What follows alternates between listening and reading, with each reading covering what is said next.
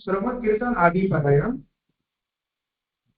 अदृढ़ बीज भाव, अव्याकृत पूजा श्रवण आदि परायण, व्याकृत जात व्यसन गृह त्यागी, अजात व्यसन परिचर्या कथा श्रवणादि परायण અને અજાત વ્યસન કેવલ કથા શ્રવણાદિ પરાયણ। હવે આ કૃષ્ણાશ્રય ગ્રંથમાં ભક્તિની દ્રઢતા માટે કેવલ ને કેવલ કૃષ્ણનો જ આશ્રય જરૂરી છે, માટે પાંચે પ્રકારના અધિકારી માટે આ ગ્રંથ છે। હવે એ હિસ્ટ્રી જોઈએ તો આ ગ્રંથની રચના 18માં શ્રી મહાપ્રભુજીએ લાહોરના ગુલામ મિશ્રને માટે કરી હતી, જેનો ઉલ્લેખ 84 વૈષ્ણવની 46 વાર્તામાં મળે છે કે જેની રચના વિક્રમ સંવત 1570માં થઈ હોય એવું કહેવાય છે। આ ગ્રંથનું પ્રયોજનનું મુખ્ય કારણો જોઈએ તો અન્યાશ્રય રહી કેવળ શ્રીકૃષ્ણનો જ આશ્રય ઉચિત છે એ દર્શાવવા માટે લોકાશ્રય અને ધર્માશ્રયની વિભક્તનો બોધ આવશ્યક છે। કૃષ્ણાશ્રયની મહત્તાનો નિરૂપણ આ ગ્રંથમાં કરેલું છે। પ્રપત્તિ માર્ગના ઉપદેશ દ્વારા શ્રીમદ ભગવદ ગીતામાં શ્રીકૃષ્ણે કહ્યું છે એવી જ રીતે શ્રી મહાપ્રભુજીએ પણ સંપૂર્ણ નિર્ભયતાનું પ્રદાન કર્યું છે। આમ કૃષ્ણાશ્રયમાં બે વાત છે, એક અન્યાશ્રયનો ત્યાગ અને ભગવાનમાં અનન્યતાને દ્રઢ કરવી, જે મહાપ્રભુ કૃષ્ણ એવં કવિ મોહમ્મદ દ્વારા દરેક તાલિકામાં તેને બતાવ્યું છે। હવે આ ગ્રંથનો પૂર્વનો સંબંધ જોઈએ તો કૃષ્ણાશ્રય ગ્રંથના આગળના ગ્રંથ વિવેક તર્યાશ્રયમાં વિવેક અને તર્ય દ્વારા આશ્રયની સિદ્ધિ થાય છે, તેવી આજ્ઞા શ્રી મહાપ્રભુજીએ કરી એ જ આશ્રયના સ્વરૂપનું વિશેષ નિરૂપણ કૃષ્ણાશ્રય ગ્રંથમાં કરે છે। વિવેક તર્યાશ્રય ગ્રંથમાં દર્શાવેલ આશ્રય સૂત્ર રૂપે છે કે જેનું અહીં શ્રી મહાપ્રભુજી ભાષ્ય રૂપે વર્ણન કરી રહ્યા છે। ગોસ્વામી શ્રી પુરુષોત્તમ ચરણ નિરૂપણ કરે છે કે વિવેક તર્યા ભાવોથી આશ્રય એવં કર્તવ્યથી તદર્થમાં આશ્રય, વિવેક તર્યાના અભાવમાં પણ આશ્રય સ્થળવો એ જણાવવા કૃષ્ણાશ્રય ગ્રંથ છે। ભગવાનની પ્રાપ્તિ ભગવાનના અનુગ્રહથી જ થઈ શકે તે માટે સર્વસ્વ નિવેદન તથા શરણાગતિ જ મુખ્ય છે। શ્રી મહાપ્રભુજીએ વિવેક તર્યા આશ્રયમાં ભક્તિ માર્ગના અંગરૂપે વિવેક ધૈર્ય અને આશ્રયનું નિરૂપણ કર્યું છે, જ્યારે કૃષ્ણાશ્રયમાં આશ્રયને સ્વતંત્ર સ્થાન આપ્યું છે। હવે આ ગ્રંથનું આપણે સંક્ષિપ્ત વિવરણ જોઈએ તો આ ગ્રંથના પ્રથમ 3 શ્લોકમાં લોકાશ્રયની નિષ્ફળતાનું નિરૂપણ કર્યું છે, પછીના 3 શ્લોકમાં ધર્માશ્રયની નિષ્ફળતાનું, ત્રીજા 3 શ્લોકમાં કૃષ્ણાશ્રયની મહત્વનું નિરૂપણ ક્રમશઃ કર્મ માર્ગીય, જ્ઞાન માર્ગીય અને ભક્તિ માર્ગીય દૃષ્ટિમાંથી કર્યું છે, અને છેલ્લા 2 શ્લોકમાં પ્રકૃતિ માર્ગના ઉપદેશ દ્વારા ગીતાજીની જેમ જ શ્રી મહાપ્રભુજીએ પણ સંપૂર્ણ નિર્ભયતાનો પ્રદાન કર્યો છે। હવે કૃષ્ણાશ્રય ગ્રંથની શરૂઆત આપણે કરીએ તો પ્રથમ શ્લોકમાં કાળ ધર્મનું નિરાકરણ કરીને કહે છે કે આ કલયુગ ખલ ધર્મવાળો છે। આ કલયુગમાં ભગવત પ્રાપ્તિના સર્વ માર્ગ નષ્ટ થઈ ગયા છે તથા લોક ઘણો આખંડિત થઈ ગયો છે, તેથી શ્રીકૃષ્ણ જ મારો આશ્રય છે। બીજા શ્લોકમાં દેશ ધર્મનું નિરાકરણ કરીને કહે છે તે તમામ દેશ મલેચ્છો વડે આક્રાંત થઈ ગયા છે અને તેમાં પાપીઓના સ્થાન થઈ ગયા છે, તેમજ સત્પુરુષોને ત્રાસ થવાથી સર્વ લોક વ્યગ્ર થઈ ગયા છે, તેથી શ્રીકૃષ્ણ જ મારો આશ્રય છે। ત્રીજા શ્લોકમાં દ્રવ્યનું અસહાયતાપણું દર્શાવતા જણાવે છે કે ગંગા વગેરે ઉત્તમ તીર્થો છે પણ તેનું આધ્યાત્મિક સ્વરૂપ જ તિરોહિત થઈ ગયું છે, એવા સમયમાં શ્રીકૃષ્ણ જ મારો આશ્રય છે। ચોથા શ્લોકમાં કર્તાનું અસતતતા બતાવતા કહે છે કે પંડિતો અહંકાર વડે વિશેષ મુક્ત થયા છે, પાપી પુરુષોને અનુસર્વપણ થયા છે અને લાભ પૂજા માટે જ તેમનો પ્રયત્ન છે, તે પરિસ્થિતિમાં શ્રીકૃષ્ણ જ મારો આશ્રય છે। પાંચમા શ્લોકમાં મંત્રનું અસતતતા બતાવતા કહે છે કે મંત્રોનું પરિપૂર્ણ જ્ઞાન નહીં હોવાથી વ્રત વગેરે અંગોની અપૂર્ણતા રહેવાથી તથા અર્થ અને દેવતા તિરોહિત થવાથી મંત્રો નષ્ટ કરાઈ જાય છે, એવા સમયમાં શ્રીકૃષ્ણ જ મારો આશ્રય છે। હવે કર્મ પણ ફળ સાર્થક રહ્યું નથી, ત્યારે છઠ્ઠા શ્લોકમાં કહે છે કે સઘળા કર્મ તથા વ્રત આદિ જુદા જુદા પ્રકારના વાદો વડે નષ્ટ થયા છે, તેમજ માત્ર પાખંડ માટે જ મુખ્ય યત્ન જેવા થઈ રહ્યા છે, તેવા સમયમાં શ્રીકૃષ્ણ જ મારો આશ્રય છે। ભગવાન તેમના કર્મ અનુસાર રૂપે કેવી રીતે બને છે તે બતાવતા 7મા શ્લોકમાં કહે છે કે અજામિલ વગેરે દોષોના નાશ કરવાવાળા પ્રભુ અનુભવમાં રહેલા છે અને જેમણે પોતાનો સમગ્ર મહાત્મય બતાવ્યું છે તે શ્રી કૃષ્ણ જ મારો આશ્રય છે. આઠમા શ્લોકમાં ભગવાન નિજ ભક્તોના પુરુષાર્થરૂપે કેવી રીતે બને છે તેનું નિરૂપણ કરે છે કે બધા તેઓ પ્રાકૃત છે, એટલે કે તેઓ બધા ત્રિગુણાત્મક પ્રકૃતિને આધીન છે અને અક્ષર બ્રહ્મ ગણિતામય છે, એટલે કે જેનો આનંદ ગણી શકાય તેવા છે. જ્યારે સર્વદુઃખોનો હરતા શ્રી હરિ એટલે કે કૃષ્ણ તો પૂર્ણમય છે. તેથી શ્રી કૃષ્ણ જ મારો આશ્રય છે.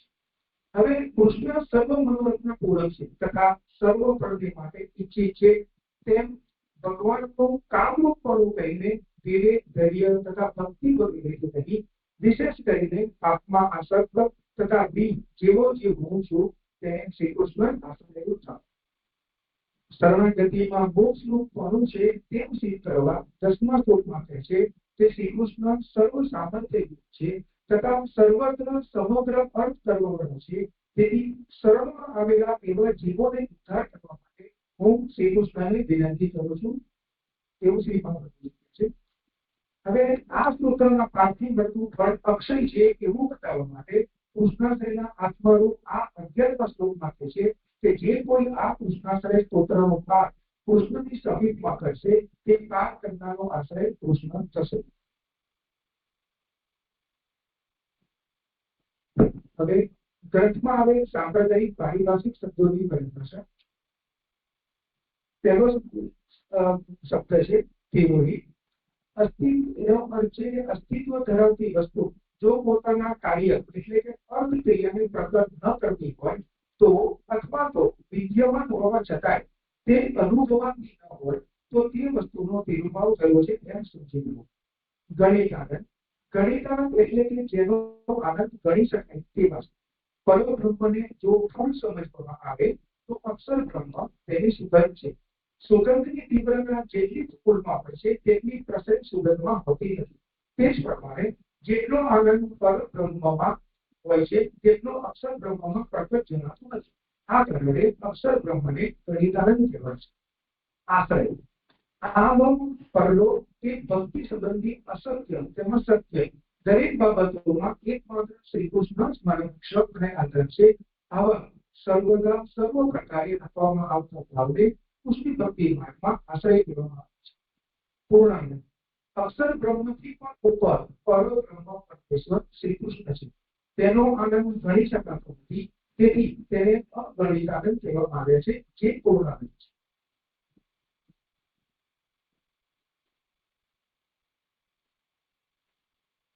હવે ગ્રંથો સિદ્ધાંતોના આધાર પર શાસ્ત્ર છે. હવે કૃષ્ણાશ્રય ગ્રંથના શ્લોક નંબર 1માં જ્યાં કાળ ધર્મનું નિરાકરણ કરે છે કે જેનું આધારભૂત શાસ્ત્ર વચન આપણને શ્રીમદ ભાગવતના 12મા સ્કંદના 3જા અધ્યાયના 52મા શ્લોકમાં મળે છે કે કૃતેય ધ્યાયતો વિષ્ણુ ત્રેતાયમ યજતો મતે દ્રાપરે પરિચાર્યય તલો તદ હરિકીર્તના.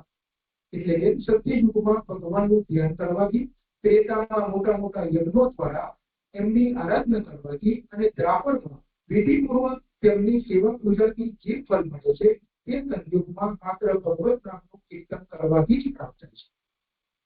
હવે શ્લોક નંબર 3માં જેમાં દ્રવ્યનું અસહાયતાપણું દર્શાવે છે જે આપણને શ્રીમદ ભાગવતના 6મા સ્કંદના 1લા અધ્યાયના 18મા શ્લોકમાં વચન મળે છે કે પ્રાયશ્ચિતાની ચારણાની નારાયણ પરામુખમ ન વિષ્ણુનંતી રાજેન્દ્ર સુરકુંભ દિવાકૃત.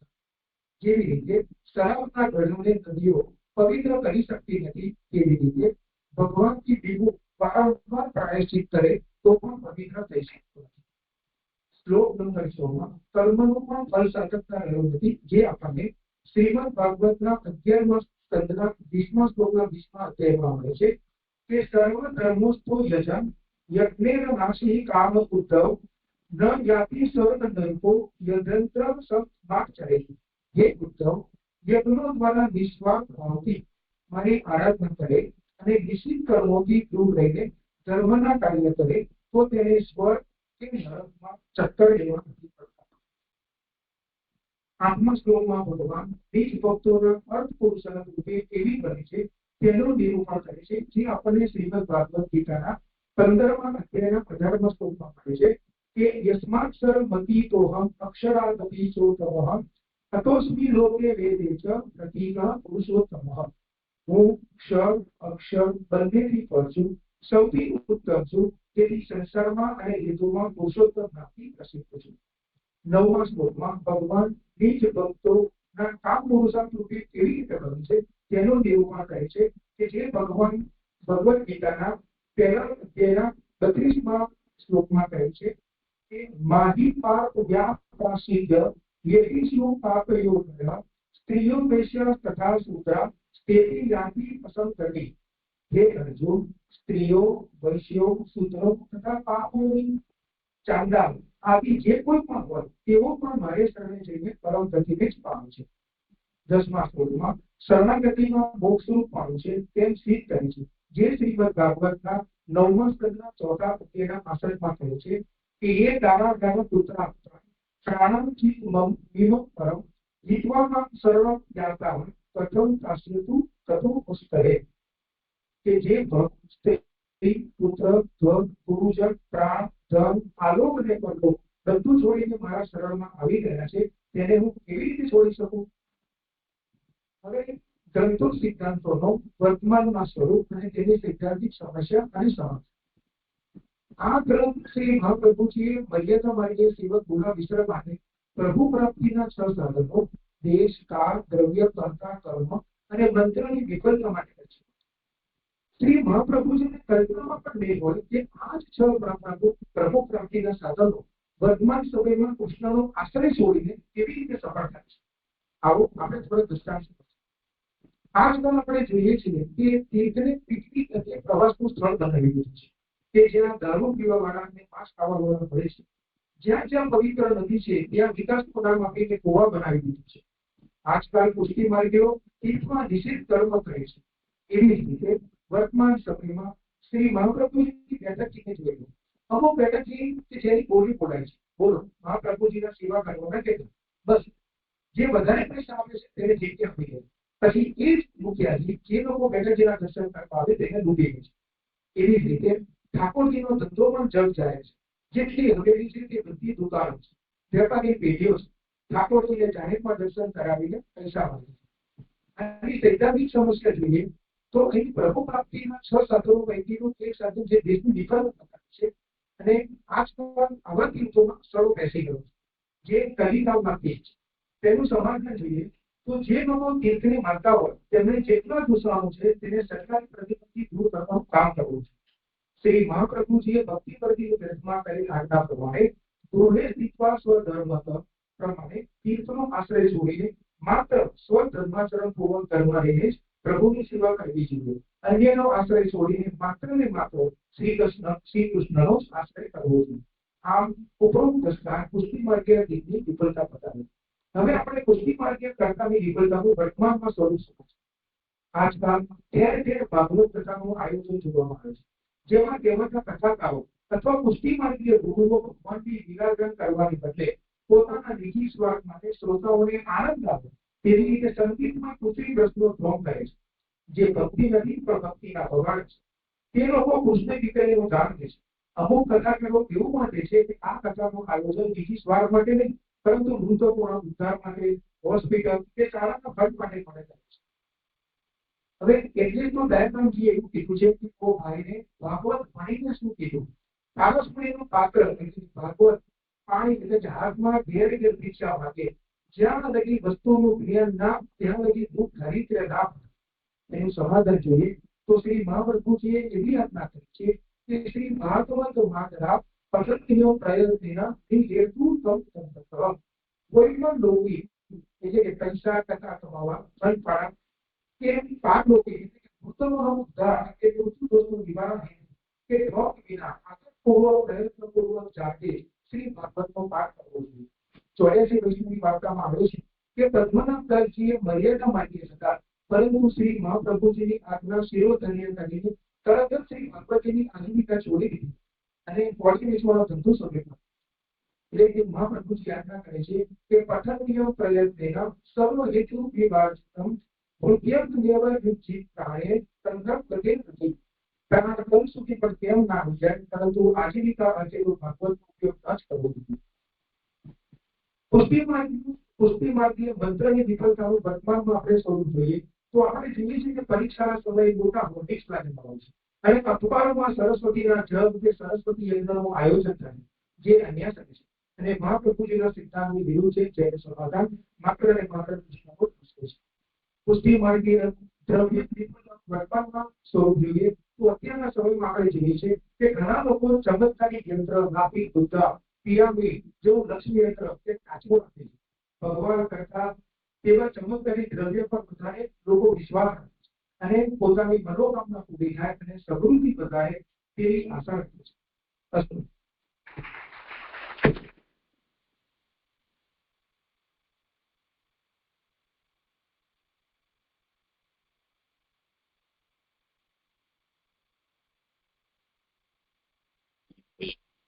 ગાય બનશે. આગળ મારો અવાજ દબાવવાનો પ્રયાસ થઈ રહ્યો છે.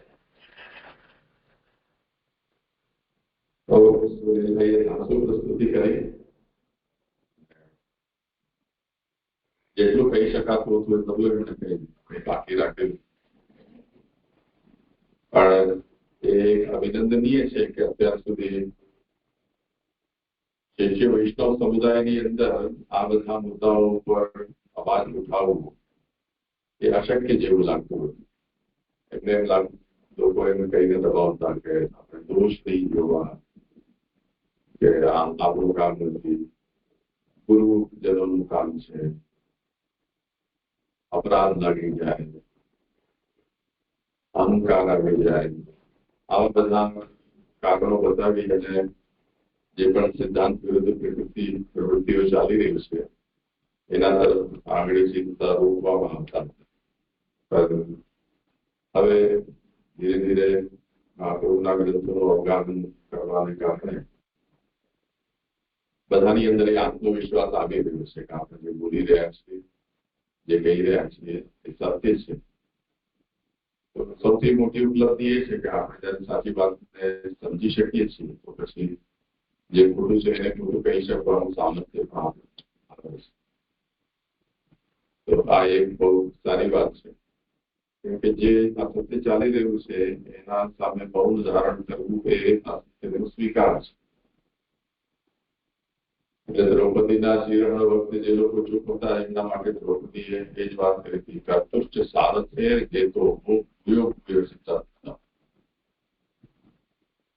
કરનાર, એને સહાય કરનાર અને જે ચૂપચાપ જોઈ રહ્યો છે એ બધાને એ જ મત છે કે જે દુશાસનને ફળ મળવું છે. તો જે મહાપ્રભુના સિદ્ધાંતોનું ચીરણ કરી રહ્યા છે એને ચૂપચાપ જોઈ રહ્યા છે માર્ગી વૈષ્ણવ પણ સહભાગી દૃષ્ટિ છે.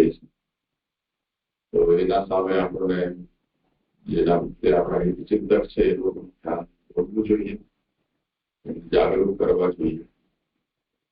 અને જે કુરીતિઓ ચાલી રહી છે એને જો તમે ચૂપચાપ જોઈ રહ્યા છો, સ્વીકારી રહ્યા છો, સહન કરી રહ્યા છો, તો જે અપરાધીઓ છે એમનું સાહસ વધે છે કે એમને એવું પ્રતીત થાય છે કે એમને કોઈ કહેનારું પૂછતા. તો ઘણી સભામાં કોઈ વખતે ઉભા થઈને પણ જો આપણે પ્રશ્ન કરી શકીએ કે આ જે તમે કહી રહ્યા છો એમાં શાસ્ત્રીય આધાર છે, તમારી પાસે પ્રામાણિકતા શું છે, તો એ બહુ એમનો જે દુસ્સાહસ છે એને રોકવા માટે એ બહુ પગલું બની શકે છે. આપણે ત્યાંથી ખસી જવું, એમાં ભાગ ન લેવો, આ બધા નમાલા લોકોના કામ છે. જે નપુંસક છે એમનો આવ્યો છે, એવા નથી. એમના માટે તો એ વાત જરૂરી છે કે એ સાહસથી પૂર્ણ થઈને આ બધી વસ્તુ છે પ્રતિકાર કરે કે આપણે મહાપ્રભુજી માટે છીએ, મહાપ્રભુજીના માર્ગની રક્ષા નહીં કરો તો તમે સ્વયં ક્યારે આ પ્રવાહમાં તણાઈને નષ્ટ થઈ જશો. એમ નહીં સમજો કે તમે પોતાનું ઘર પ્રોટેક્ટ કરો છો એનાથી તમારી જે આગ લાગેલી છે એને તમે બચી શકશો, ત્યાં તમને જલાવી દેશે. તો સુનિલભાઈને એના માટે ખૂબ ખૂબ અભિનંદન. હવે એમની પ્રસ્તુતિના વિષયમાં માનસિક અને કંઈ પણ કેવું હોય, પૂછવું હોય તો બતાવો કરો છો.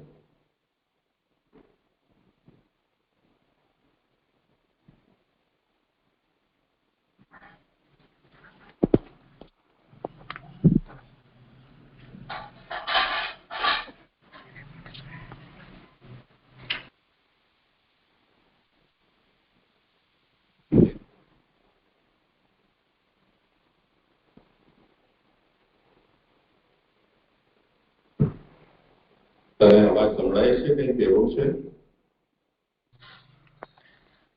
દંડવત પ્રણામ જે નહીં જે મને કાંઈ નથી પૂછવું.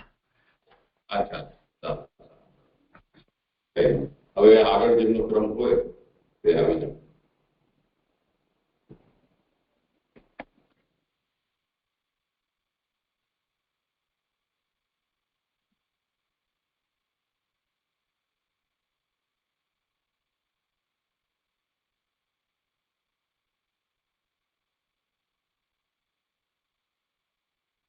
બેસી તો જાઓ.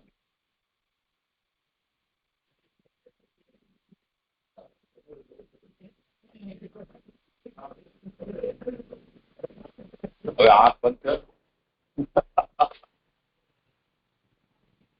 ચલો બોલો. આયુષ ખાલી ફરી રાઈટ સાઈડમાં શું છે? રાઈટ એટલે આ. હા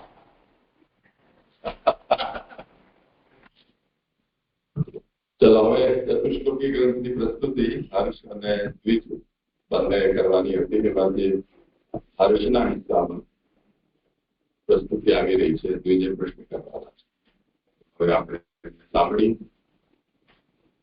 તમને બચ્ચાઓ મૈત્રી રાજાના વર્ગમાં તમારે 16 ચતુશ્લોકી થયું ને આ વખતે, તમે થોડો ધ્યાનથી સાંભળજો. તમને પણ કંઈક પૂછવું હોય એટલે એવું નથી કે આપણે જ પૂછવું, બીજા કોઈને પણ કંઈક પૂછવું હોય તો પૂછી શકાય. હવે આપણી પાસે બહુ ફુરસત છે. આજનો આખો સાંજ છે, રાત સુધી, કાલનો આખો દિવસ ગ્રંથ કરવું છે. તો જે લોકો અહીંયા શ્રોતા તરીકે સંમેલિત થયા છે એમને પણ કંઈક પૂછવું હોય.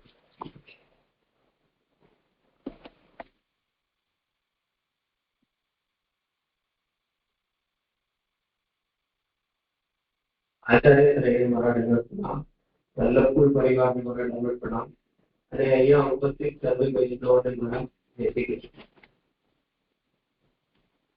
શીર્ષક છે ચતુશ્લોકી. ગ્રંથનો વિષય પુષ્ટિ માર્ગનો ધર્મ, અર્થ, કામ અને મોક્ષ. શ્રી કૃષ્ણ જ છે ગ્રંથના અધિકારી. શ્રી મહાપ્રભુજીએ આ ગ્રંથમાં ગોધરાના જણાવ્યા અને અમદાવાદ પાસેના ગામમાં ભગવાનલાલ સાચોલાને ભણાવ્યો છે. ભક્તિવર્ધિની ગ્રંથ સાથેની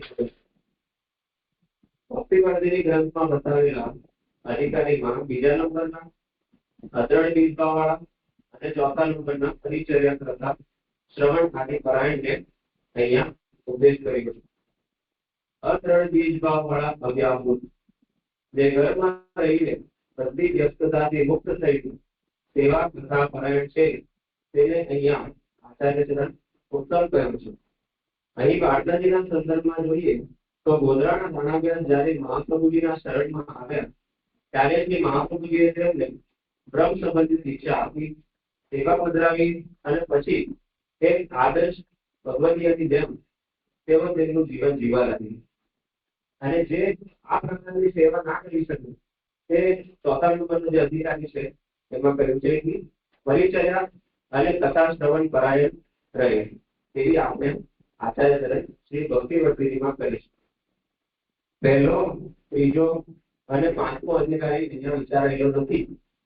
તેમાં પહેલો દ્રઢ બીજવાળો છે, જે ત્યાગી છે. તો તે ઘરમાં રહીને સેવાનો પ્રકાર કેવી રીતે કરશે? ત્રીજો પ્રકારનો અધિકારી જે અદ્રઢ બીજવાળો છે, તે જાત્યંતરી છે. એને સાધના કરીને પોતે દ્રઢ બીજવાળો કરે છે, એ પણ ત્યાગી છે. તો એ પણ ઘરમાં રહીને સેવા કઈ રીતના કરશે? પાંચમો જીવ જે કેવળ કથા પરાયણ છે, આચાર્ય તરણે કહ્યું છે કે સેવા અને કથાપરાયણ હોવું જોઈએ, તો કેવળ કથાપરાયણ છે એટલે અહીંયા વિચારાયેલો નથી. ગ્રંથનું પ્રયોજન બાલબોધમાં કહેલા ધર્મ અર્થ કામ મોક્ષ માં કોઈ સંતના કારણે અથવા બીજા કોઈ પણ કારણસર પુષ્ટિજીવ અટવાઈ જાય છે અને પોતાના લક્ષ્યથી ચૂકી જાય છે, તેના માટે શ્રી મહાપ્રભુજી ચતુશ્લોકી ગ્રંથ એ પુષ્ટિ ભક્તિ માર્ગી વૈષ્ણવને તેના લક્ષ્ય ચારેય પુરુષાર્થ શ્રી કૃષ્ણ જ છે તેમ સમજાવે છે. ક્રમ સંગતિ શ્રી હરિદાસજી કહે છે તેના પુષ્ટિ માર્ગીય ધર્માદિ પુરુષાર્થ જ્ઞાનમ. શ્રી કૃષ્ણાશ્રયમાં દેશ કાળ દ્રવ્ય કર્તા વસ્ત્ર અને કર્મની વિફળતા બતાવી છે અને શ્રી કૃષ્ણનો આશ્રય કરવો આમ શ્રી મહાપ્રભુજી અહીંયા દ્રઢ કરે છે. મર્યાદા માર્ગીય પુરુષાર્થ પુષ્ટિ માર્ગીય પુરુષાર્થથી જુદા છે અને એક પુષ્ટિ ભક્તિય માર્ગીય માટે ધર્મ અર્થ કામ મોક્ષ પુરુષાર્થ એક શ્રી કૃષ્ણ જ છે એ ચતુશ્લોકીમાં શ્રી આચાર્ય ચરણે નિરૂપણ કર્યું છે. ગ્રંથનું સંક્ષિપ્ત વિવરણ પુષ્ટિ માર્ગીય ધર્મ પુરુષાર્થ તે તો પ્રજાતિનું ભજન જ છે. સર્વદા સર્વભાવેન ભજનીયો પ્રજાતિ હંમેશા સર્વભાવથી કૃષ્ણનું ભજન કરવું એ પુષ્ટિ ભક્તિ માર્ગીનો એકમાત્ર ધર્મ છે. ધર્મ પુરુષાર્થ આત્મધર્મના ઉપદેશમાં પ્રમાણે જીવાત્માને ભક્તિ કરવામાં કોઈ દેશ કાળ દેહ આદિનું બંધન લાગતું નથી. સેવા એ પુષ્ટિજીવનો સ્વધર્મ છે. કાળનો પણ કાળ સેવા પ્રભુની સેવા સંબંધિત કાર્યમાં કાળ પણ પ્રભુની અનુકૂળ બની જાય છે. સદાનો મતલબ અહીંયા પ્રત્યક્ષ એટલે કે સેવા અને પરોક્ષ એટલે કે સેવાના ક્રમમાં થતી તૈયારી. સર્વભાવેનો આનો 3 અર્થ વિચારેલા છે. જે કાંઈ પણ મારા છે એ બધું આપ જ છો. જેમ આપણે કહીએ તમેવ માતા સત્તા તમેવ એ અર્થમાં લઈ શકાય. મારું જે કાંઈ પણ છે એ આપણા સુખાર્થ જ છે એ બીજો અર્થ. અને ત્રીજો અર્થ છે કે આ ચરાચર જગત બધું પ્રભુ જ બન્યા છે અને બધું પ્રભુની જ લીલારૂપ છે એ ત્રીજો અર્થ છે. અહીંયા મહાપ્રભુજી પુષ્ટિ ભક્તિ માર્ગને આ ભાવથી પુષ્ટ થતો માર્ગ છે એમ કહે છે. મહાપ્રભુજીનો સર્વ ભાવેનો કહેવાનો ભાવ જેમ પ્રભુ જે સંસારના નાયક છે તેમ નહીં એક વ્યક્તિ માટે શ્રી અવતાર પણ લીધો છે, તેમજ એક પરિવારમાં ઠાકોરજીનું પધારવું એ કૃષ્ણનું પ્રાકટ્ય સમજીને તેમની એ ભાવથી સેવા પ્રાકટ્ય સમજીને એ ભાવથી સેવા કરીએ એટલે બીજા મહાપ્રભુની સર્વ ભાવના છે. પ્રજાતિ ઠાકોરજીને આપણે જે ભાવથી સેવા કરીએ તેમનો સેવાનો પ્રકાર આપણે સાચવવો પડે. એટલે જો દ્વારિકાધીશજીની સેવા કરીએ તો એવા ભાવ હોય તો રાજાની જેમ તેની સેવા પ્રમાણે આપણે એ પ્રણાલીને આપણે અપનાવી. પણ જયારે પ્રજાતિ એમ ભાવ રાખીએ તો આપણે તેમની સેવામાં અનુકૂળતામાં સારી રીતે પહોંચી શકીએ, યોગ્યતા પ્રમાણે સેવા કરી શકાય અને એમાં ભાવ પણ સ્થિર રહે છે. પ્રજાતિનો એક મતલબ એ પણ છે કે બ્રજમાં રહેતા બ્રજ ભક્તોની જેમ ઠાકોરજીની ભક્તિ કરવી. ભજનીય મહાપ્રભુજી એમ કહે છે કે મને પૂછો તો શ્રી કૃષ્ણ જ ભજવા યોગ્ય છે. અહીંયા જે દંડ રૂપે નહીં પણ પોતાનું ઓપિનિયન રૂપમાં સમજાવે છે. જે પુષ્ટિજીવે આત્મધર્મની નિસાર્થકતા કરી છે તો તેના માટે કન્યાશ્રય અને અસમર્પિતનો ત્યાગ યા ફિર કોઈ બીજા સાધન કરવાની જરૂર રહેતી નથી. અહીંયા એક ખાસ ધ્યાન રાખવાનું છે કે શાસ્ત્રમાં બતાવેલા નિત્ય અને નૈમિતિક કર્મો એ કમ્પલસરી છે, એ છોડીને સેવા થતી નથી, કારણ કે એ શાસ્ત્ર વચન છે. પશ્ચામેવ ધર્મો હિ નાન્યં ક્વાપી કદાચન એમ કહીને શ્રી મહાપ્રભુજી અહીંયા પોતાના પહેલા સેન્ટેન્સનું ડબલ કન્ફર્મેશન આપી રહ્યા છે. તો એક પુષ્ટિ માર્ગીય આત્મધર્મને તેનું સ્વધર્મ બનાવીને બધા કર્મો કરે છે તો તેને દોષ નથી લાગતો. નાન્યં ક્વાપી કદાચન ભગવત સેવા એ પુષ્ટિ માર્ગીનો સનાતન ધર્મ છે તે કાલ અને સ્થાન સાપેક્ષ નથી. ભગવત ધર્મ એ જ સ્વધર્મ છે. બીજો શ્લોક, પુષ્ટિ માર્ગીનો અર્થ પુરુષાર્થ. અર્થ છે તે બધા અનર્થનું મૂળ છે. એટલે કમાવાનું. એટલે અર્થને ભગવત સેવામાં સારી રીતે ઉપયોગ કરો તો જ તેનું અનર્થ થતા અટકી જશે. આત્મધર્મ એક અર્થ સાપેક્ષ નથી. સેવા કરનારી દૃષ્ટિ ભગવત ધર્મ પર રાખીને સહજતાથી યથાલાભ સંતોષ રાખી ઉગ્ર પ્રયાસ નહીં કરીને પ્રભુની સેવા કરવી જોઈએ. સેવક જો સેવક ધર્મનું પાલન કરે તો ભગવાન પણ ભગવત ધર્મનું પાલન કરશે. વર્ણ અનુસાર આજીવિકા ન કરતો ધર્મ સફળ થતો નથી. અર્થ ઉપાર્જન કરવામાં કોઈ પણ જાતને ક્લેશ થાય તો પ્રભુને શ્રમ પડે. પ્રભુ આપણા અર્થરૂપ છે. જેમ આપણે ધન ગોપ્ય રાખીએ છીએ તેમ પ્રભુને ગોપ્ય રાખવાનું. ભાવ જાહેર કરવાથી રસાભાસ થાય છે અને ગુપ્ત રાખવાથી વધે છે. ભક્તિ માર્ગમાં સિદ્ધાંતની ચર્ચા તો જાહેરમાં કરવી જોઈએ, જેમ જે કીધું. પરંતુ પ્રભુ સંબંધિત આપણો ભાવ આપણા સમાન ભાવ વાળા અથવા ઉચ્ચ ભાવ વાળા સાથે જ કરવી જોઈએ. પ્રભુ સર્વ સમર્થો એ તત્વ નિશ્ચિત પ્રદાન છે. પ્રભુ સર્વ સમર્થ છે અને આપણું સાચું ધન પ્રભુ જ છે એ અહીંયા કહ્યું છે. આટલું અર્થ હોય તો જ સેવા કરી શકાય એવું નથી. તે માટે કહ્યું નિશ્ચિત નામ નથી. બીજો શ્લોક, કામ પુરુષાર્થ. ભગવાને જગતનું નિર્માણ બધા જીવો માટે કર્યું અને પોતાના માટે ભક્તિ માર્ગનું પ્રાકટ્ય કર્યું છે. કારણ કે તેમને પોતાના ભક્તોને બ્રહ્માનંદથી અધિક વચનાંશ આપવાની ઈચ્છા ભગવાન પોતે કરે છે. તે મુખ્ય હેતુ છે. પ્રભુની ઈચ્છા છે કે હું કોઈનો સેવ્ય બનું, એની સાથે રમણ કરું, એ જ અભિલાષાથી સૃષ્ટિનું પ્રાકટ્ય કર્યું છે. જે જીવને ભગવાનની કામના છે તે પોતાના સંપૂર્ણ અસ્તિત્વથી પ્રભુ સાથે જોડાય છે. પુષ્ટિ જીવોની કામના એવી હોવી જોઈએ કે બધી જ ઇન્દ્રિયોનો વિનિયોગ પ્રભુ સેવામાં થાય. સહજતાથી ના થાય તો સંકલ્પ કરવો કે જેમ વ્રત ભક્તોને ભાગવત પ્રાપ્તિનું સુખ મળ્યું છે તેવું સુખ મને પણ મળે એવી કામના રાખવી. યદિ શ્રી પુષ્ટિ માર્ગીય જીવ લૌકિક વૈદિક પદાર્થોમાં સંતુષ્ટ થઈ ગયા, પોતાના પુરુષાર્થમાં ઇતિષ્ઠિત થઈ માટે છે, અથવા પુષ્ટિ માર્ગમાં આવ્યા પછી કેવળ દર્શનની કામના રાખી સંતુષ્ટ થાય છે, તો તેને હૃદયમાં પ્રભુને નથી પધરાવ્યા એમ આપણે સમજવું. ચોથો શ્લોક, મોક્ષ પુરુષાર્થ. મોક્ષ એટલે છૂટવું. આ એક નકારાત્મક શબ્દ છે. અહીંયા આપણે મોક્ષ એમ સમજવાનું છે કે જેનાથી બંધન થયું છે તેનાથી છૂટવું. મુક્તિના બે પ્રકાર છે, વિદેહ મુક્તિ, જીવ મુક્તિ.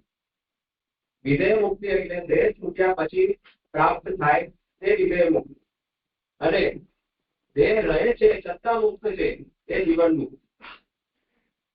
કોઈ દેવનો આશ્રય કરીને પ્રાપ્ત થતી મુક્તિ એવો પણ એક પ્રકાર છે. દેવનું ભજન કરનારને દેવ મુક્તિ આપે છે, પણ ભગવાનનું ભજન કરનારને દેવના પણ દેવ એવા ભગવાનની પ્રાપ્તિ થાય છે. એમાં એક ખાસ ધ્યાન રાખવાનું છે કે અનન્ય આશ્રય જો ભગવાનમાં રહે તો જ આપણને ભજનાનંદની પ્રાપ્તિ થાય છે. નહીં તો એ પુષ્ટિ માર્ગીય મોક્ષ નથી. મોક્ષ મુક્તિની પ્રાપ્તિ માટે સેવા શ્રી કૃષ્ણની એ પુષ્ટિ માર્ગ નથી. પુષ્ટિ માર્ગમાં તો પ્રભુની સેવા સ્મરણ નિત્ય કરવી, અહીંયા ભૂતલમાં હોય કે બીજા પરલોકમાં, તે પુષ્ટિ માર્ગે મોક્ષ છે.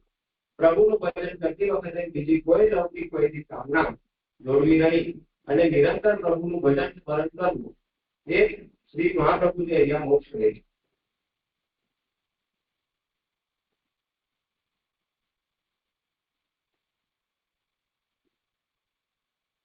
ग्रंथ में आए सांप्रदायिक पारिभाषिक शब्दों का की परिभाषा। श्लोक 1, सर्वदा भगवानના ભજનમાં કોઈ કાળનો નિયમ લાગતો નથી. સર્વ ભાવે સર્વાત્મનો ભાવથી સ્વયમેવ માતા ચ પિતા ત્વમેવ, એ રીતના આપણો સર્વ ભાવ હોય દાસપણા સાથે, એ ભાવને અહીંયા સર્વ ભાવને કહી. પ્રજાતિ નિસાદર જીવોના પતિ તે પૂર્ણ પુરુષોત્તમ એ પ્રજાતિ. સ્વસ્ય અયમેવ ધર્મો, અન્ય ગમ. જીવો ભગવાનના અંશ છે, તેથી સહજ દાસપણાથી શ્રી ગોકુલેશ્વરના ચરણ કમળનું દાસ્ય એ જ સ્વધર્મ છે. પાપી કદાચ કોઈ પણ દેશમાં કે કાળમાં ભગવાનના ભજન સિવાય ધર્મ છે જ નહીં. શ્લોક 2 કર્તવ્ય. પ્રભુ સર્વસમર્થ હોવાથી પોતાનું કર્તવ્ય સમજીને તે તમારું રક્ષણ કરશે. પ્રભુ ભક્તો કે સ્વામી સર્વસમર્થ, કર્તુમ અકર્તુમ અન્યથા કર્તુમ સમર્થ છે તેવા સર્વસમર્થ. તતો નિશ્ચિતતામ રજે. જેમ અર્થ જળ હોવાથી આપણે તેને રક્ષણ કરીએ છીએ, તે રીતે આપણા હૃદયનો જે ભાવ છે એ પણ ગોપ્ય હોવાથી ભગવાન તેનું રક્ષણ કરશે એટલે કર્યું નિશ્ચિતતામ રજે. શ્લોક 3 શ્રી ગોકુલાધીશો. ગો એટલે ઇન્દ્રિય અને કુળ એટલે સમૂહ. બધી ઇન્દ્રિયોના સ્વામી એવા પ્રભુ શ્રી ગોકુલાધીશ. પરમાત્મા ભાવ વડે. ચોથા શ્લોકમાં સત્વર એટલે નિરંતર ગોકુલેશ્વરના ચરણ કમળનું સ્મરણ અને ભજન ક્ષણભર પણ અન્ય કરવાથી સર્વ પ્રકાર આસુર આવેશ થાય છે. એટલે કહ્યું સત્વર નિરંતર સ્મરણ અને ભજન. સ્મરણ ભજન ચાલુ. સ્મરણ ભજનને આપણે પ્રત્યક્ષ અને પરોક્ષ રીતે સમજી શકાય. પ્રત્યક્ષ એટલે પ્રભુની સેવા નો ક્રમ છે અનુસાર આપણે ફોલો કરીએ છીએ, અને પરોક્ષ એટલે પ્રત્યક્ષ સેવાની આપણે તૈયારી કરી. આપીએ એ રીતના નિરંતર કરવું જોઈએ.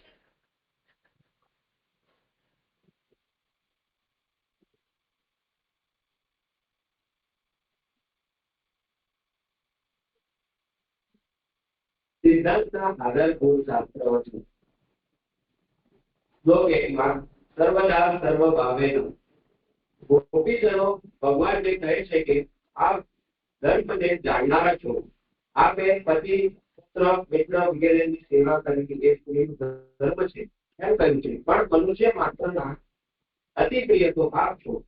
આપ જ અમારા પ્રિય બંધુ આત્મા હોવાથી આપના વિશે અમારો જે ભાવ છે તેને આપે સ્વીકારવો જોઈએ. ગીતાજીમાં પણ કહ્યું છે અધ્યાય 4:11 શ્લોકમાં, જેઓ મને જેવી રીતે ભજે છે તેઓને હું તેવી રીતે ભજું છું. એ પણ સર્વ તરફથી મનુષ્યો ચારો માર્ગથી માનવ માર્ગને અનુસરે છે. ગીતાજીમાં 9મા અધ્યાયના 22મા શ્લોકમાં કહ્યું છે, જે અનન્ય લોકો મારું ચિંતન કરતા મારું ભજન કરે છે તેનું યોગ અને ક્ષેમ હું જ કરું. ગીતાજીમાં અધ્યાય 11ના 54મા શ્લોકમાં ભગવાન અર્જુનને કહે છે, અનન્ય ભક્તિથી જ તેવા પ્રકારનો હું જ્ઞાન થવાને, દર્શન થવાને તથા સત્પતિ થવાને શક્ય છે. અહીંયા ભક્તિનું મહાત્મ્ય બતાવ્યું.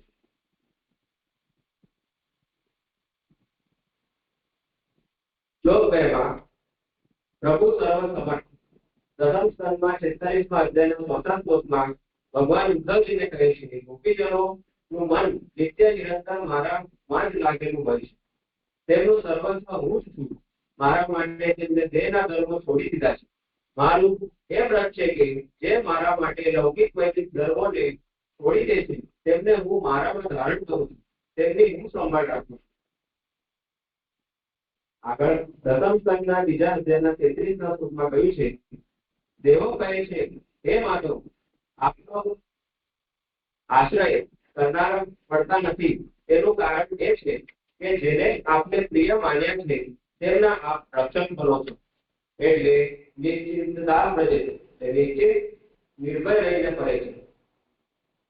શ્લોક 3માં દસમ સ્કંદના 21મા અધ્યાયમાં 7મા શ્લોકમાં યદિ શ્રી ગોકુલાધીશો શ્રી કૃષ્ણનું મુખ જેને સર્વ ઇન્દ્રિયોથી સેવ્યું છે અને તેમના મુખને જેને નેત્ર દ્વારા હૃદયમાં ઉતાર્યું છે તેમને નેત્રનું ફળ પ્રાપ્ત થાય, કારણ કે ઇન્દ્રિયોનું એ સ્વરૂપની સેવા સિવાય બીજું કાંઈ ફળ પુષ્ટિ દીધું નથી. શાસ્ત્ર પ્રકરણમાં બધી ઇન્દ્રિયોથી પ્રભુની સેવા કરવી એ કામ પુરુષાર્થ છે. કામ કર્યું છે. સ્કંદ 9 ના 4થા અધ્યાયના 63મા શ્લોકમાં ભગવાને કહ્યું છે, હું ભક્તનો આધીન છું. હે બ્રાહ્મણ, તેની પાસે હું સ્વતંત્ર નથી. સર્વાત્મના ભાવ. શ્લોક 7ના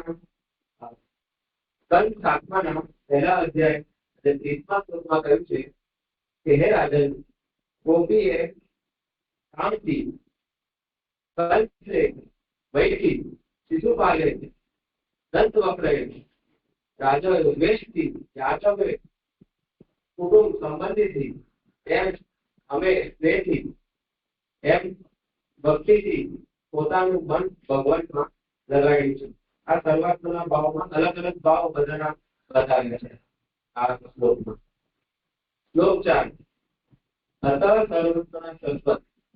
સ્કંદ 3 અધ્યાય 29 શ્લોક 13માં સાલોક્ય, શાસ્ત્રી, સામિપ્ય અને સારૂપ્ય એવી 4 પ્રકારની મુક્તિ આપતા છતાં મારો ભક્ત મારી સેવા વિના બીજી કાંઈ મુક્તિ લેતો નથી.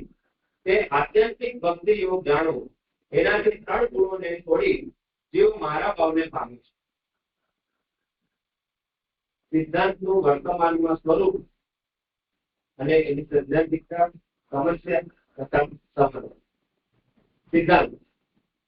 શ્લોક 1માં સિદ્ધાંત. મહાપ્રભુજી કહે છે, આપણા ઘરમાં પ્રગટ થયેલા ઠાકોરજીની સેવા સર્વભાવથી કરવી. વર્તમાનમાં વૈષ્ણવને ત્યાં બિરાજતા ઠાકોરજીની સેવા ગુરુભાવથી, બાળભાવથી કે અંશીના કોઈ અંશ રૂપથી ભજન કરો. જે અત્યારે આપણને ગોસ્વામી બાળકનો ઉપદેશ કરે છે, તેનો કાંઈ આધાર નથી. અહીંયાથી મહાપ્રભુજીએ સ્પષ્ટ કહ્યું છે કે પ્રભુમાં સર્વાત્મના ભાવ રાખવો અને સાક્ષાત શ્રી કૃષ્ણ આપણા જ્યાં જરૂર છે એ પણ આપણા પરિવાર માટે એ ભાવ રાખીને સેવા કરી પ્રભુના સ્વરૂપમાં કોઈ પણ તારતમ્ય રાખવું ન જોઈએ. જેમ આજે આપણે જોઈએ છીએ શ્રીનાથજીના દર્શન કરીએ, આપણે એવું વિચારીએ છીએ શ્રીનાથજીના દર્શન થયા, પણ એમાં જો આપણે એવો ભાવ રાખીએ કે ઠાકોરજી ક્યાંક શ્રીનાથજી કહીને બિરાજી છે, ઠાકોરજી ક્યાંક દ્વારિકાધીશજી બનીને વિચારીએ, આપણે એવું વિચારીએ તો એને સર્વત્વના ભાવ કરે છે. બાકી આપણે જો એવું વિચારીએ શ્રીનાથજી આપણે ઠાકોરજી કરતા ઉપર છે તો પણ એ પાપ છે.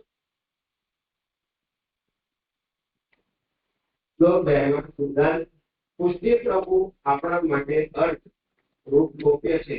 તેના દર્શન ત્યારે પણ કોઈને પણ કરાવવા ના જોઈએ. વર્તમાનમાં ઠાકોરજીના દર્શન જાહેર મંદિર હવેલીમાં કરાવવામાં આવે છે. શ્રી હરિરાયજી આમાં કહે છે, અવૈષ્ણવને દર્શન કરાવવાથી 1 વર્ષની સેવા નિષ્ફળ થાય છે. આ તો અવૈષ્ણવની વાત છે, અહીંયા તો જાહેરની વાત છે.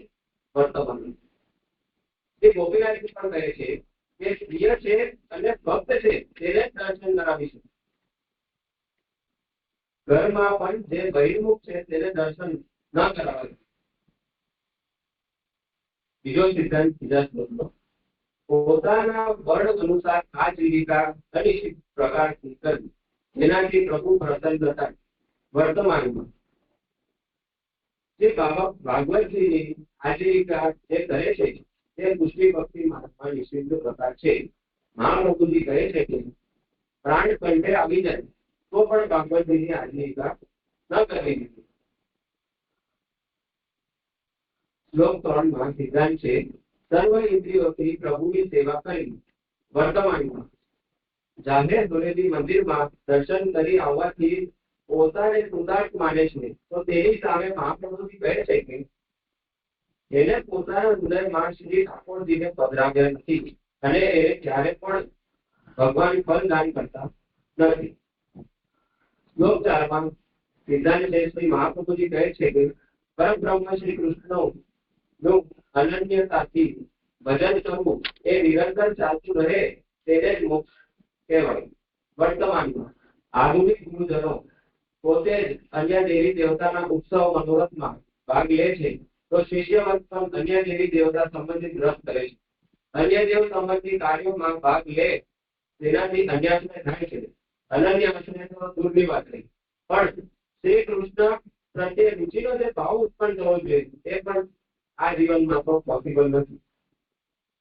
રુદ્રાનું ચતુશ્લોકી નો સંગ્રહ શ્લોક લઈને હું મારી પ્રસ્તુતિ પૂર્ણ કરીશ. પુષ્ટિ માર્ગે હરેન્દ્રાસ્ય ધર્માંતો હરિરેવહી કામો હરિત્રિજ્યૈવ મોક્ષ કૃષ્ણસ્ય ચેતસ્તુ. ઓકે, એનો અર્થ છે ભગવાન અંશિક અને જીવ અંત હોવાથી શ્રી કૃષ્ણનું દાસ્ય સેવા કરવી એ પુષ્ટિ જીવોનો એકમાત્ર ધર્મ છે.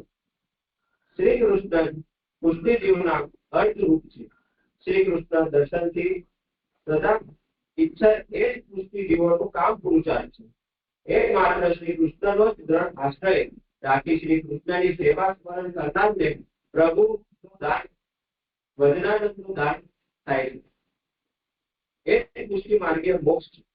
આમ શ્રી કૃષ્ણ સેવામાં આ ચાર પુરુષાર્થો સમાઈ જતા હોય સેવા સ્મરણનો કદાપી ત્યાગ ન કરવાથી આપ શ્રી આ ગ્રંથમાં કહે છે.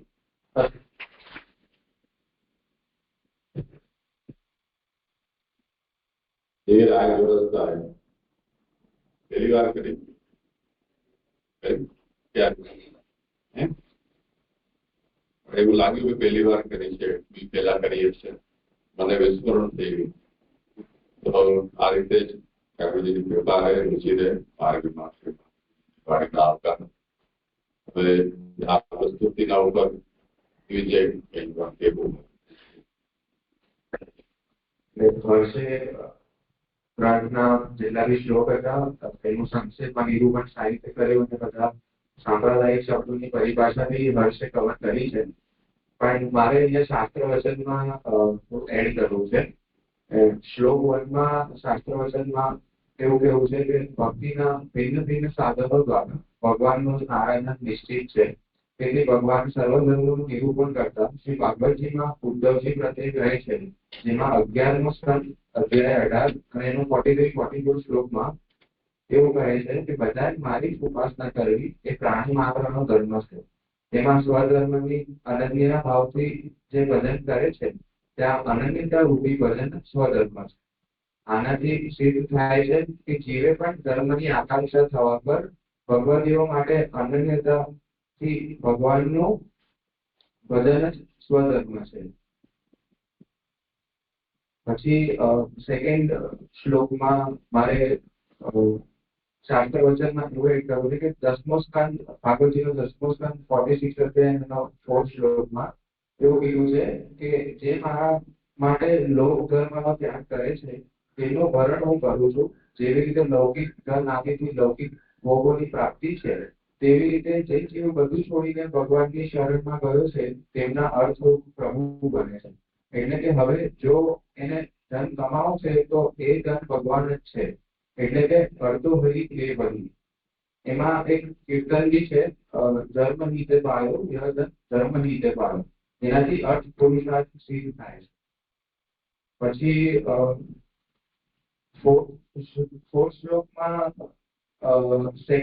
ફોર્થ શ્લોકની આપણે શાસ્ત્ર વચન જોઈએ, જેમાં ભાગવતજીના સેકન્ડ સ્કંદના 9મા અધ્યાયમાં 5th શ્લોકમાં સુખદેવજી પરીક્ષિતજીને કહે છે કે હે ભારત, જેઓ અભયને ઈચ્છે છે તેમને સર્વના આત્મા ભગવાન હરિ જે ઈશ્વર છે તેના શ્રવણ કીર્તન અને સ્મરણ કરવા તેવી રીતે અહીં પણ જેમને શ્રી ગોકુલેશ્વરના પાદને હૃદયમાં ધારણ કર્યા છે તેમને ક્યારે પણ પ્રભુની સ્મરણ સેવા ના છોડવી. જેમ કે પ્રપંચ વિસ્મૃતિપૂર્વક ભગવદ આસક્તિ. જેવી રીતે વત્રાસુર ભગવાનને કહે છે કે મને એવું વરદાન આપો કે મારી કર્મ પ્રતિથી જ્યારે હું સંસાર ચક્રમાં ફરતો હોઉં ત્યારે તારી માયાના કારણે હું અને મારી પત્ની પુત્ર ગ્રહ ધન યશ આદિ સાંસારિકતામાં ભૂલે છે વગર હું તારો સાચો ભક્ત થાઉં. તારો સંખ્યા માટે એ જ મારી મુક્તિ કહેવાશે. બીજું કાંઈ પણ મારે ક્યારે નહીં જોઈએ. बस मारे अनुभव ऐड करूँ।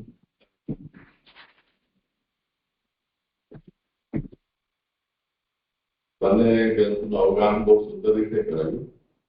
એક વિષય તમારા બધાના પ્રસ્તુતિકારો છે એમના ધ્યાનમાં મારે આપણી એવી અપેક્ષા હતી કે ગ્રંથનું સંક્ષેપમાં નિરૂપણ થઈ જાય, પારિભાષિક શબ્દો એની આપણે સૂચિ બનાવી દઈએ. એમાં તો થોડા ગડબડ ઘોટાળા છે બધાના અંદર. શબ્દોને આઈડેન્ટિફાઈ કરવામાં થોડી ગમલન થાય છે. यानी कौन सा शब्द पारिभाषिक है उसे हमें लेना और कौन सा शब्द सामान्य है उसकी पहचान अभी जैसी होनी चाहिए ऐसी नहीं हो पा रही। दूसरा विषय है हमें सिद्धांत वचनों का संकलन करना चाहिए। उसका मतलब ये है कि जैसे हम चतुश्लोकी ग्रंथ हो गए उसमें से हम सिद्धांत वचन संकलित करें तो व्रजाधीन भजनीय है, ये एक सिद्धांत। भजनीय व्रजाधीन ये दूसरा सिद्धांत। व्रजाधीन सर्वदा भजनीय तीसरा सिद्धांत। व्रजाधीन सर्वभावेन भजनीय है, ये एक और सिद्धांत।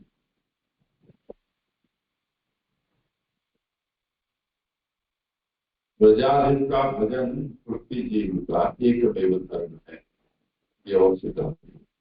व्रजाधीन के धर्म भजन के सिवा अन्य कोई धर्म पुष्टि जीव का नहीं है, ये सिद्धांत। व्रजाधीन के भजन के सिवा अन्य कोई धर्म पुष्टि जीव का कहीं भी नहीं, ये एक और सिद्धांत। भगवत भजन करने वाले का भगवान स्वयं भी सब कुछ करते हैं, ये सिद्धांत। भगवान सर्वसमर्थ है, ये सिद्धांत। भगवत भजन करता को निश्चिंत रहना चाहिए, ये सिद्धांत। गोकुलाधीश को सर्वात्मना हृदय में धारण करना चाहिए। जिसके हृदय में भगवान जिसने अपने हृदय में भगवान को धारण कर लिया है उसे किसी भी प्रकार की लौकिक या वैदिक कामना नहीं चाहती है। इसी तरह प्रजाजन के स्मरण और भजन का कभी भी त्याग नहीं करना चाहिए। इस तरह से हमें सिद्धांत का संकलन करना। लोगों को सिद्धांत जिनको वहां से एक ही सिद्धांत ऐसा नहीं सोचना चाहिए। जैसे लोक में खंडान्वय और दंडान्वय दो तरह से उसके अन्वय होते हैं। अन्वय में हमें जो खंडान्वय है क्रिया के साथ एक एक शब्दों को कर्ता को और उसके विशेषणों को जोड़ते जाना। जैसे यहाँ मैंने जो हिंदी में कहा उसी को अगर संस्कृत में हम देखें तो भजनीय का भजनीय ये प्रश्न हुआ आकांक्षा। तो व्रजाधिप भजनीय ये प्रश्न। तो पुष्टि मार्ग का भजनीय ये प्रश्न, उसका उत्तर है पुष्टि मार्ग में व्रजाधिप। सिद्धांत का पोषक शास्त्र वचन हमें खोजना है कि व्रजाधिप भजनीय है ऐसा किस शास्त्र से। दूसरा पुष्टि मार्ग में व्रजाधिप को परम आराध्य माना जाता है। परम आराध्य है, उसका दर्शन भी हो सकता है, श्रवण भी होता है, स्मरण भी होता है, कीर्तन भी होता है। भजनीय ही है मैं उसके प्रति हमारा कर्तव्य भजन है, इसमें क्या पाप? उसके लिए हमें भगवत भजन कर्तव्य है, तो उसका निरूपण करने वाले शास्त्र वचनों। इसी तरह प्रजाधिप कथम भजनीय सर्वभावेन भजनीय केन प्रकारेण तो सर्वभावेन भजनीय कदा भजनीय सर्वदा भजनीय। इस तरह से इसका हर सिद्धांत वचनों में जो भी श्लोक जहां जहां भी आते हो उनमें से इस तरह से एक वाक्य में से अनेक सिद्धांत आपको मिलेंगे और उन सभी सिद्धांतों के पोषक प्रमाण वचन भी हमको प्राप्त। तो सिद्धांत वचनों का संकलन पहले हम इस प्रकार करें, उसके बाद उसके पोषक वचन जितने भी मिल जाए उतने हम नहीं मिले छोड़ दो, नहीं मिला कोई और पोषक। तो ऐसी प्रैक्टिस सब लोगों को करनी है। दूसरा, पारिभाषिक शब्दों में मैंने अनेक बार ये बात कही थी कि जो शब्द संस्कृत भाषा में है और उसको हम संस्कृत शब्दकोश में देखें और उसका अर्थ हमें जो मिलता हो वही अर्थ पुष्टि मार्ग में भी अगर ग्राह्य है तब फिर वो पारिभाषिक शब्द नहीं हुआ। जैसे सर्वदा शब्द है तो सर्वदा मतलब सभी काल में, अब डिक्शनरी देखोगे तब भी वही अर्थ निकलेगा, यहाँ सब प्राचीन व्याख्याकारों को देखोगे तब भी वही अर्थ निकलेगा। इसी तरह ब्रजाधिप शब्द है, ब्रज के अधिपति श्री कृष्ण, क्योंकि पारिभाषिक शब्द नहीं सामान्य शब्द है। तो हमें पारिभाषिक शब्द को आइडेंटिफाई करना होगा। सर्वदा सर्वभावे ने भजनी और ब्रजाधिप सुस्यायी में धर्म नान्य का, इसमें कोई पारिभाषिक शब्द नहीं, सब सामान्य शब्द। पर महाप्रभु जब ये आज्ञा करते हैं कि प्रजाधिप का भजन ही एक पुष्टि जीव का धर्म है, तो पुष्टि मार्गीय धर्म, ऐसा हमें वो शब्द को कॉइन करना। धर्म शब्द तो सर्व सामान्य है, उसको कहीं भी किसी भी विशेषण के साथ जोड़ दो तो धर्म लग जाएगा। देश धर्म, जाति धर्म, कुल धर्म, ये सब में पुष्टि धर्म, क्योंकि ये पुष्टि मार्गीय पुरुषार्थ का निरूपक ग्रंथ है। तो हमें पुष्टि धर्म क्या, अब ये पारिभाषिक हो गया। पुष्टि धर्म का ये शब्द का कोई डिक्शनरी में अर्थ नहीं मिलेगा, तब फिर ये पूरा श्लोक उसकी परिभाषा के रूप में चला जाए कि सर्वदा सर्वभाव से प्रजाधिप का भजन करना ही आपका धर्म पुरुषार्थ है, ये उसकी परिभाषा। इसी तरह अर्थ काम मोक्ष चारों की परिभाषा कर। अब सर्वात्मना का सर्वात्म भाव किया, सर्वात्म भाव पारिभाषिक, सर्वस्मिन आत्म भाव, सब कुछ आत्मा रूप है, ये सर्वात्म भाव। अगर किसी भी भाषा में तो पूछोगे तो वो बताएगा कि सर्वात्म भाव का मतलब सब में आत्मा है, ये सर्वात्म भाव, सब में भगवान ने कैसा सोचना है। अब यहाँ जिस तरह से इसका उपयोग हुआ है उसमें ये अर्थ तो हमें काम नहीं लगेगा, क्योंकि भजन सबका तो करना नहीं है, प्रजाधिप का भजन करना है और सर्वात्म भाव से करना है, तब यहाँ उसका क्या मतलब निकलेगा। हमारे पास जो कुछ भी है सर्व, वो भगवान के लिए है, भगवत अर्थ है, ऐसा सोचना ये सर्वात्म भाव। अथवा भगवान हमारे सब कुछ है, तो हमें माता से पिता पड़े, उस तरह से भगवान का भजन करना, तो भगवान में सर्व भावों को स्थापित करना ही सर्वात्म। तो ये बड़े पारिभाषिक आया ना समझ में। तो इस दृष्टि से आगे भी जिन लोगों का निरूपण आज काम से करेंगे भक्तिवर्धिनी का, कौन है भक्तिवर्धिनी में, हाँ, तो इस तरह से पारिभाषिक शब्दों को सिद्धांत संकलन भी इस तरह से फिर से सोच लेना, और भी जितने ग्रंथ हैं सब लोग अपने अपने आलेख है उनको फिर से सजा लें। तो आज समय हुआ है, यहाँ विराम करते हैं। हाँ बोल। प्रश्न ऐसा है कि उन्होंने जैसे बताया कि अधिकारी जो 5 थे उसमें से जो कथा पक्षी या जो सेवा नहीं करते वो इस ग्रंथ में अधिकारी नहीं माने जाएंगे। तो प्रश्न ऐसा है कि पुरुषार्थ की बात आती है, चारों पुरुषार्थ की सामान्य रूप से, तो वो कोई भी व्यक्ति होगा, किसी भी आश्रम का होगा, कहीं का भी होगा, उसको चारों पुरुषार्थ प्राप्त तो होगी ही। अब पुष्टि मार्ग या अगर चारों पुरुषार्थों की बात आती है तो क्या फिर वो कथा पक्षी को या फिर जो भगवत सेवा नहीं करता उसको वो पुरुषार्थ वो प्राप्त नहीं होगी।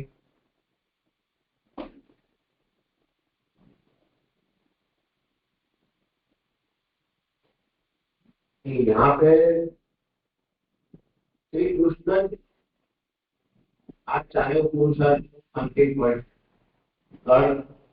काम हो तो બધું શ્રી કૃષ્ણ આમ કર્યું અને શ્રી મહાપ્રભુજી અહીંયા સેવાને અને ભક્તિને ભાર આપી રહ્યા છે કે સેવા એટલે કરવી, નિરંતર કરવી, નિરંતર સ્મરણ રહે.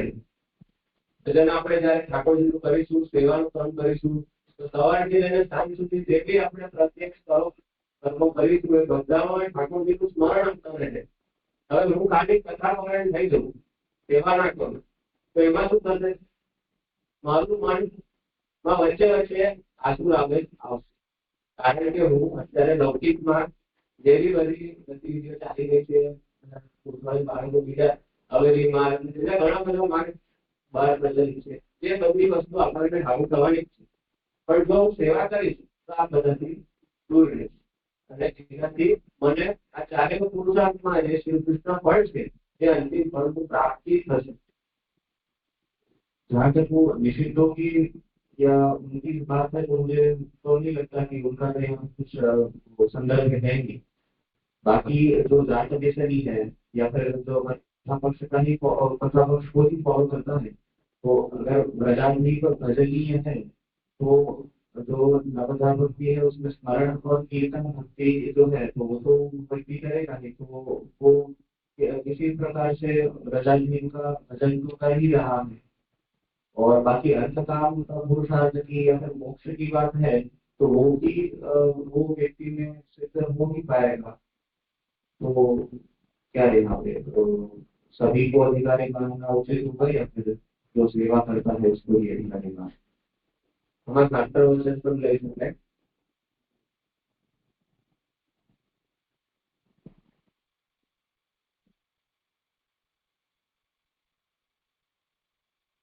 અહીંયા કહ્યું છે ગીતાજીમાં અધ્યાય 4:11 શ્લોકમાં કે જેઓ મને જેવી રીતે ભજે છે તેને હું તે રીતે ભજું છું, એવું ભગવાન કહે છે. એટલે હું ખાલી ભજન કરું છું, ખાલી ભજન સેવા નથી કરતો, ખાલી મારું ભજન જ મારું કાર્ય છે, સવારથી લઈને સાંજ સુધી ભજન. એમાં બીજું એક સર્વદાનું કીધું એક સામાન્ય સર્વદાનું બીજું એક મુખ્ય અક્ષર હતું. ધારો કે ગીતામાં જે આપેલું કે ચરણ લાભવાની સેવા ધરાવે આપ્યું. હવે ચરણ લાભવાનું ચાલુ કર્યું, મારા ભરતી વારા કરીને બધા ચરણ લાભ જ કરે છે, તો એ પછી થોડું ઓવર થઈ જશે. એમાં ઠાકોરજીને પણ એવું જ છે, ભજન એટલે ખાલી ભજન જ કરું, બીજું કઈ કરતો જ નથી.